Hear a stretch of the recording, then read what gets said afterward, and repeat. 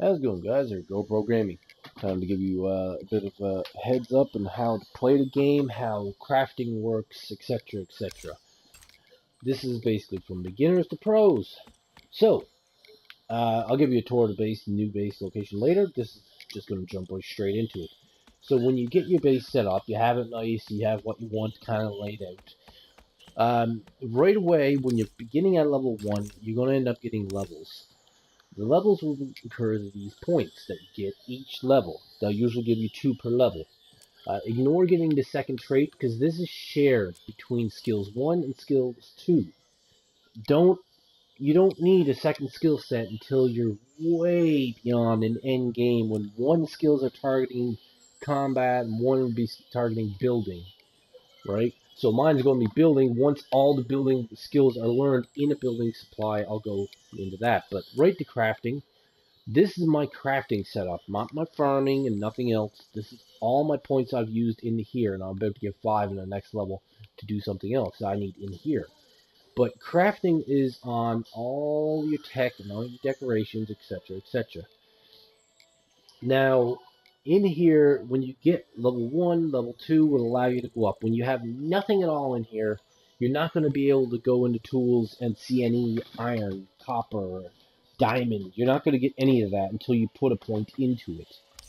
And when you put that point into it, you will be allowed to see it. If you don't know how to make it and you still just want to have the materials, always come in the recipes and resources. You can type in anything you want if you have the keyboard, or you can just press R1, L2 and go to tools.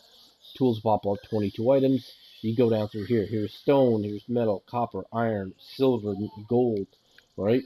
All this stuff will pop up only inside of your crafting table. This is the first one you start when you have this. That goes for every single recipe. It'll only pop up when you first start it. If you have the recipe learned in a high enough level. So when I go in here, I get every recipe that you could possibly learn in my crafting table, which at the moment is only wood and stone. That's for the crafting table. And you'd be wondering, I learned it, where is it? Well, when you read on these things and how to make the iron and go to the next level, I use iron just because it's easy and cheap. It's going to tell you need a workbench, so you have to kick it up again and go to the workbench. It's the next level of your crafting. And each area, of course, you're going to have other things like the refinery. I'm going to give you just the one over on how it works. And as you can see, I'll go in here, able to craft tools. Now, in here, it gets rid of the wood and stone. This is for copper, iron, silver, gold, and titanium. Now, here's the thing about this. It goes beyond the titanium level. Now, copper, I'm just giving tools for example to let you understand how it steps up to the next level. Copper is really good, it's fast, it's nimble, each one has a different amount, like 430 action speed, then you go over to 710 action speed. You see how there's a difference? Half the speed, but almost double the damage. See why certain tools are better? Because, okay, you swing twice, you use the 2 energy, not worried about energy costs, but some stone will take the 2 swings. Other ones, if you increase the power just a bit, you can do it in 1. That's why certain weapons are preferred. Certain people who got multiple swings will do multiple attacks faster with a copper hammer, get through that faster than a take with an iron hammer, even though it does more damage.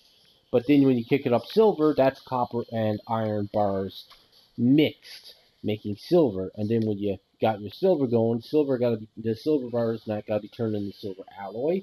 Then you gotta kick it up even further. But beyond that, you have a really fast critical and attack speed on silver, which I'm about to start using because I love that. Having the hit fastest type of thing I like. But when you flip it up, it goes the same thing with gold. Gold is slower, does good damage, but the thing about gold, it's critical.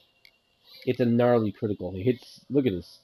Critical chance is 50 and 75% effect. Like, that's a gnarly little thing.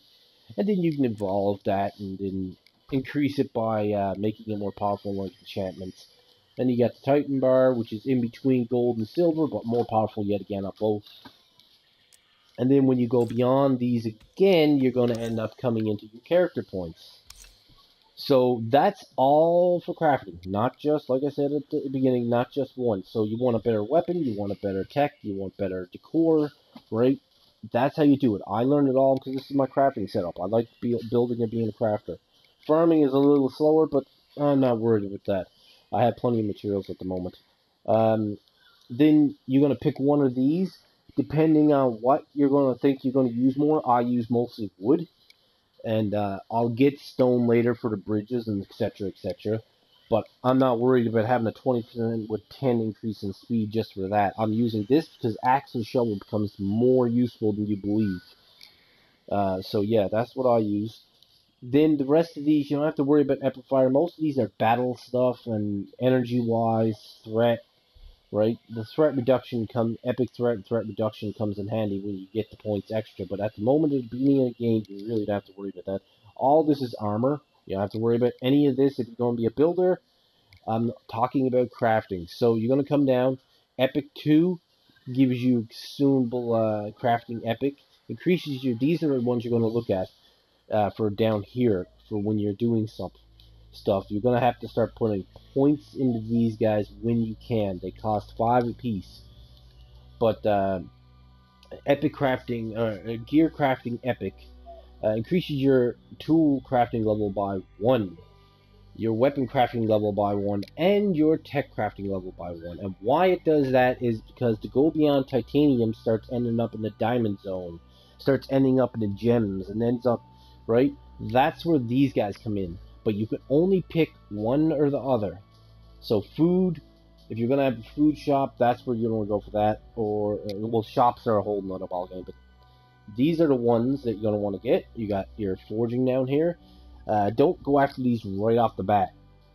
Getting a tool will give you 1 on each one. It'll a 3-to-1 ratio. Look at it that way, right? So getting this, it's going to cost you 2 extra points. But once you max out one of these guys, you won't be level 3. You'll be level 4. I just wait until the end to do this. It'll just jump all 3 of them at once. That's nice.